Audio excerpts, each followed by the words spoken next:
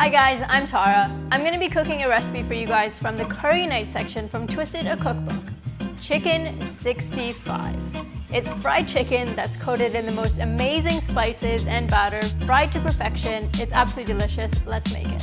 So this recipe is really simple. All you need to do is make the marinade for the chicken, which actually doubles as the batter, so it's really quick and easy.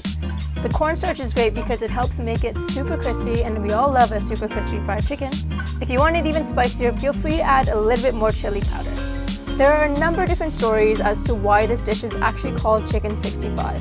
Could it be that there were 65 chilies using the original recipe, the chicken was 65 days old?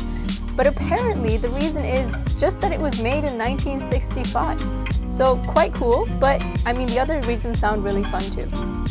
So now all that's left to do once the chicken is beautifully fried and crispy is coat it in a delicious tempeh. This is almost like a Hakka style, so a bit of Chinese Indian fusion here. It's got some more chilies, curry leaves, which are my favorite, garlic, soy sauce, and then some sugar, which lightly caramelizes and helps the tempeh stick to the chicken. It adds a little hint of sweetness to balance out that heat.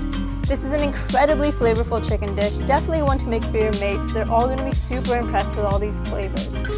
And that's chicken 65, you guys. Simple and easy to make.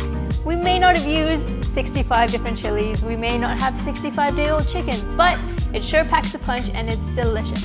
Post your own curry night at home with the delicious recipes from Twisted a Cookbook in the curry night section. So good.